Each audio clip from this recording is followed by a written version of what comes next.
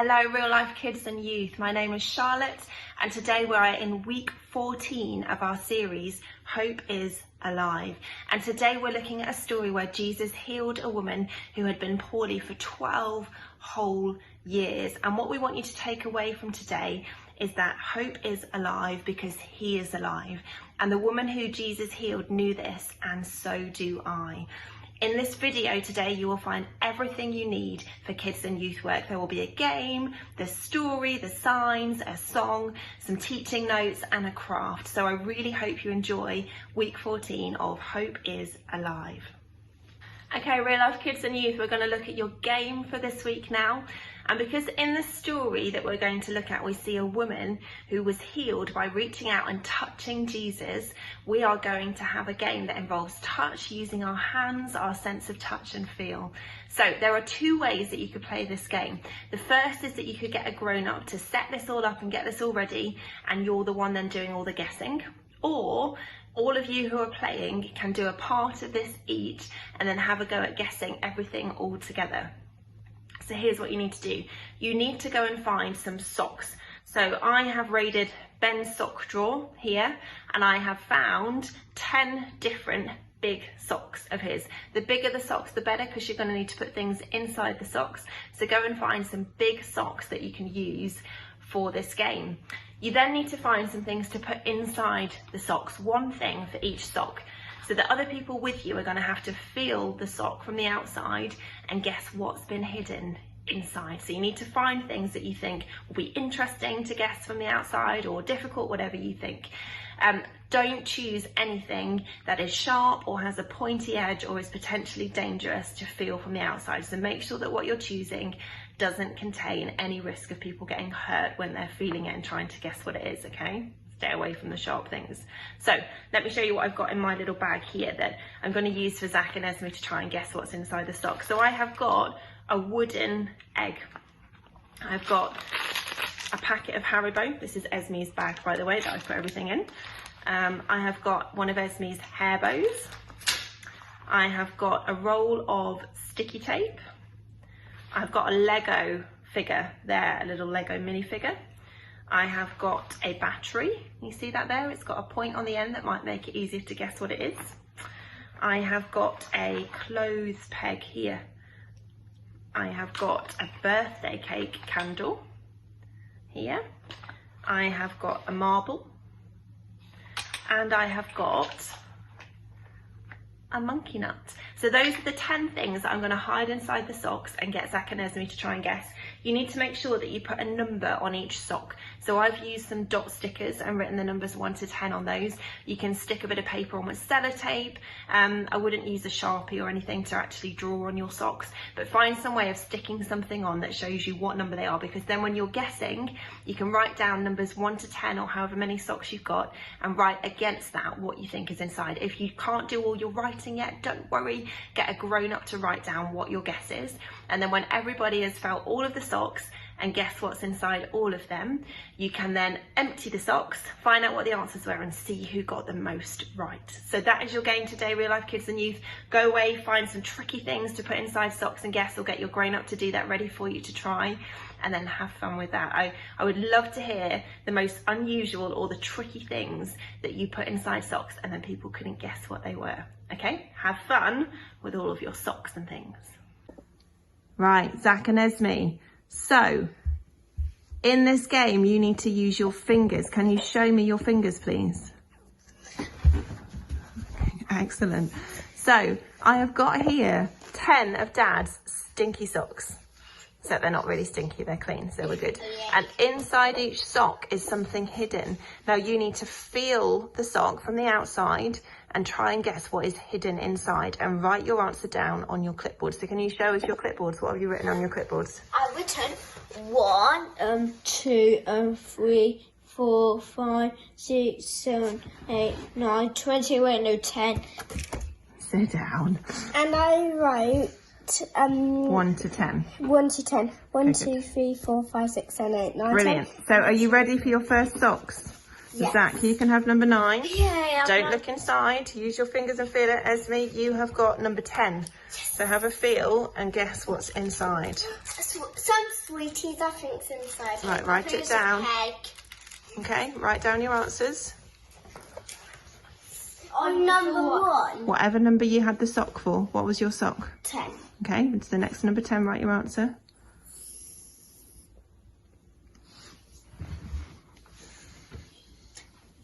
And then do swap one. Yep, then you swap them. Okay.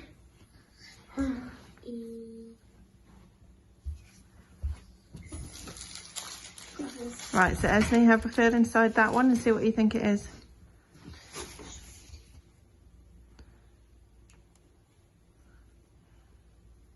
Peg. Okay, good. Definitely. And then we keep doing this game with all of them, but what we will do, just to show real life kids and youth what you do, is when you've written your answers down, we'll take out what's inside the sock and see if you were right. Wait a minute, Esme's still writing. So she takes out sweets, I take... Oh, well, we'll see if it's sweets. So, what number have you got there, Zach, on that sock? 10. Okay, so Zach, have a look inside the sock. Pull out what's inside it for me. Sit down so people can see you. Definitely sweets. Cake, please. No. So were you right, Esme? Yes, I was. Right, Esme, what's inside your sock? Can you pull inside and pull it out and see? This is very long. Oh no. Oh, so it wasn't a peg. What was it? A bag. Okay. And that, real life kids and youth, is how you play. So we will now do the other 8 socks and see what's inside those. Thanks, Zach and Esme. Say bye-bye. Bye. Real life kids and youth, I hope you had a lot of fun playing that crazy game with socks. Did you get them all right? I hope you did. Now, our song of this week is a song called Raise a Hallelujah, and I'm sure most of you, if not all of you, are already really familiar with that song. We just love that song in our house, and I particularly love the line that says, I'm going to sing in the middle of the storm, louder and louder, you're going to hear my praises roar. And we love to say, roar, like a lion when we sing that. And I want you to have a listen to that song and remember that even in storms, even when things are going wrong, we can put our hope in Jesus and we can sing our praises to him. We can roar over the storms. So have a listen, have a sing, have a dance, enjoy listening to that song. The link to that song is in the notes, or the video is on YouTube channel or on our Facebook page. So have a watch, enjoy. We're going to watch Matt show you the signs now. So have a watch, have a practice, make sure you can get super good at doing our signs. Hope is alive. Hope is alive. Thank you, Matt, for showing us the sign. Real life kids and youth, I bet you are getting so good at that now. Keep practicing. We would love to see you share that sign with us when we see you in person. We're going to look now at our memory verse, and our memory verse is Matthew 12:21 for this whole series. Can anyone remember what our memory verse is before I tell you? That's right, our memory verse says this. It says, and his name, Jesus, will be the hope of all the world. And his name, Jesus, will be the hope of all the world. If you don't know that verse yet, why don't you spend this week learning that, trying to remember it, trying to memorize it? Matthew 12:21, and his name, Jesus, will be the hope of all the world. We're going to look at our story now.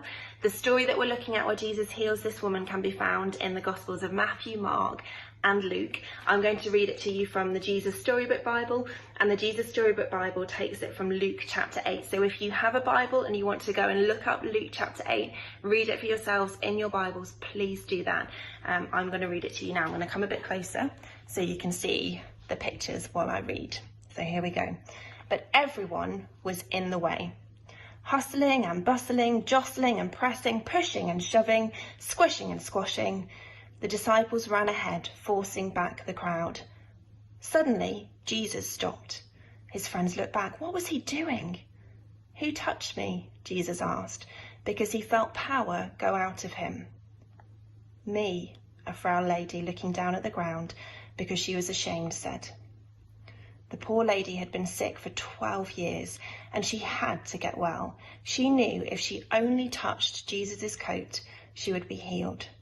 So she touched his coat and instantly she was well. "We don't have time," Jesus' friend said. But Jesus always had time. He reached out his hands and gently lifted her head. He looked into her eyes and smiled. "You believed," he said, wiping a tear from her eye, "and now you are well." Okay, hope is alive because he is alive. The woman that Jesus healed knew this, and so do I. Now, you need to go and grab a drink, ask your grown-up for a snack, and settle down to listen to the teaching points and what we can learn about this story where we see Jesus healing this woman. So in the story, we have a woman. We don't know her name, but what we do know is that she had been unwell for 12 whole years. 12 years is a long time. If any of you are 12, then that is the whole of your life. It is a very long time to be unwell. And she had tried everything she could in those 12 years to get better. She had spent all of her money on doctors, on trying to get treatments to make her well, and nothing had made her better. In fact, the Bible tells us that she had got worse. Socially, she was considered unclean because of her illness, so she wasn't allowed to be in contact with other people. This illness had caused her to be unwell, to be poor, to be lonely. It had ruined absolutely everything. Nothing the woman had tried had healed her, but then she heard about Jesus. In Luke 18:27, it says an important truth that we need to remember. It says this, it says, "What is impossible with man is possible with God." What is impossible with man is possible with God. And in the Bible, we see over and over again in the Gospels about people bringing those who were sick, those who were ill to Jesus, and all of them were healed in his presence. So in the presence of Jesus, sickness and illness just flees. It just goes. And so this woman who had been unwell for 12 whole years decided to go and see Jesus and see if maybe, just maybe, he could help her. She wasn't even supposed to be out in public because she was unclean. But she had hope that Jesus might be able to heal her. And so she went to the crowd, she pushed where there was squeezing and squashing and hustling and bustling and jostling. She squeezed through, she got close to Jesus. She reached out her hand and she touched Jesus. She touched the edge of his cloak and instantly she was healed. What was impossible for people, for doctors, was possible for Jesus because he is God. So when all hope is gone, when we have no hope that things might get better, we can still believe in Jesus and in his power and in his grace. This woman believed that Jesus could heal her, and so she acted on that. She had faith. She got herself into the presence of Jesus and she reached out her hand and she touched him. And Jesus knew that something had happened. We saw it in the story. He stopped, he turned round and he asked, "Who touched me? I know that power has gone out from me." So even though in the crowd there were lots of people trying to get close to him, he felt her individual touch. And the woman knew that she couldn't hide. She came and she fell at Jesus' feet and she told him and everyone there what had happened to her, how she had been healed just by reaching out and touching Jesus. She testified about how God had healed her. And Jesus said to her, "Daughter, your faith has made you well. Go in peace." So what we see from this is that the woman's whole identity had also been changed as a result of coming into the presence of Jesus and reaching out and touching him. Not only had she been healed physically, but she was now called daughter, not just woman. She was a daughter of the King. So in the same way as for her, when we meet Jesus, we are transformed. We can't stay the same. Our lives change when we come into the presence of God, when we come into the presence of Jesus and we reach out and we touch him. So even when things seem desperate and there seems to be no way forward, we can still have hope in Jesus. He is the one who can heal. He is the one who can restore us. He is the one for whom nothing is impossible. Okay, real life kids and youth, because we've been learning about how the woman reached out and touched Jesus and was healed, what we are going to make today is a rainbow with a difference. And this is a rainbow touch sensory feel bag that we are going to make. So the way that you make this is you need some flour, some salt, and some water. And you need to take 1 cup of flour, 2 cups of water, and 1 tablespoon of salt. You need to put it into a saucepan, mix it all together, whisk it all together, and then you need to heat it up onto a hob until it goes from being a liquid to being kind of a paste, quite a thick paste. So you might need a grown-up's help with this. Make sure you've got a grown-up helping you weigh out and measure the ingredients and then heat it up on the hob. So you heat up your water and your flour and your salt until it's quite a thick paste, and then you take it off the heat. And then what you need to do is you need to have 6 or 7, depending on how many colours you want to have in your rainbow, different bowls. So I used 7 different colours. So you separate your paste mixture, which will be white at this point, into 7 or 6 different bowls, 1 for each colour that you want to use. And then you put a little bit of paint, so poster paint. So I used these runny paints. If you've got food colouring, you could do that to mix the different colours. See whatever you've got that will give the colours. Paints, runny paints or food colouring should work. So put a little bit into the white and mix it in. Don't put too much in, it will make it go too runny, until you've got 6 or 7 different colours of paste. Let me show you how thick this is. There we are. So it's still runny, but it's much thicker than it was before you heated it up on the hob. So when you've done that and you've got your 6 or 7 bowls with the different colours, you need to get a plastic sandwich bag and a piece of card.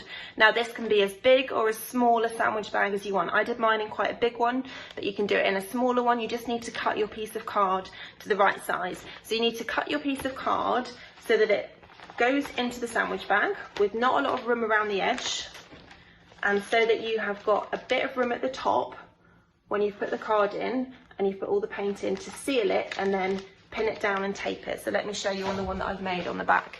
So you'll see here that I left a little bit of room at the top so that I could fold it down and stick it down at the end.